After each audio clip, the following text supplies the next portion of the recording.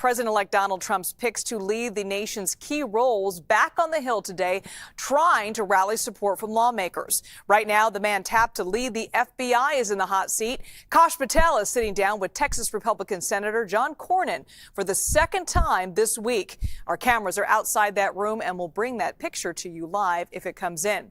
Also on the Hill just moments ago, our CBS News congressional correspondent Nikole Killion caught up with Pete Hegseth to ask him about meeting with Senator Joni Ernst yesterday. Here's what he said.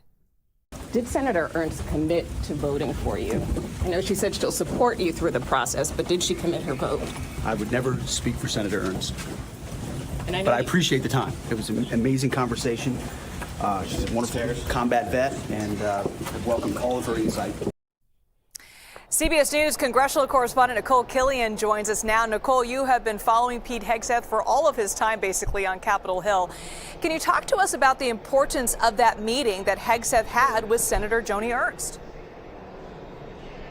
Well, it's hugely important, not only because the senator is an ally of the president-elect, but more specifically because she has said herself that she is a survivor of sexual assault. She has been working on sexual assault issues within the military court. Pete Hegseth was accused of sexual assault in 2017, which he denied and told me that he was cleared of any wrongdoing. But at the same time, you know, that is a very deep issue of concern for the senator, in addition to the role of women in the military. And Pete Hegseth has previously said he doesn't think women should be in combat, but more recently he has said that some of those comments have been misconstrued and that instead he believes that there are a number of amazing women in the U.S. military. So Senator Ernst really wanted to sit down with him to kind of give some clarity around some of those points. She did put out a statement saying that she is going to support Pete through the process, but that is why I asked him today if she committed her vote, because those are two different things, supporting somebody through the process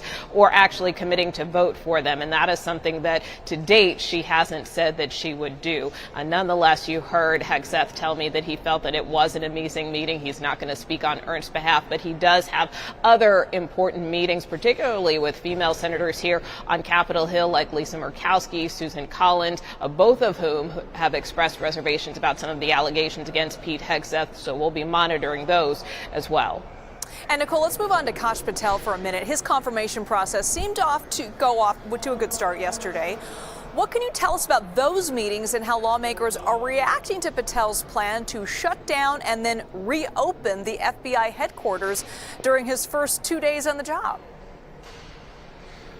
Yeah, well, I actually saw Kash Patel this morning, too, as he entered a meeting with Senator Mark Wayne Mullen. I asked him if he believes that the FBI is part of the deep state, which is something that he has previously expressed. He did not respond to that question. But look, you know, I think senators are trying to get clarity, too, around his views with respect to the FBI. There's still the issue, though, that the FBI currently has a director, Christopher Wray, and whether President-elect Trump intends to fire him, which, you know, the president-elect kind of nodded to that potential in an interview over the weekend. But certainly Kash Patel has some very different views about the agency and about how it should be run, particularly sharing the president-elect's views that he believes that the department, the agency, has been weaponized against him. And so that is why he has chosen these kind of quote-unquote disruptors, people that he feels will shake up the institution. I think the big question with respect to Kash Patel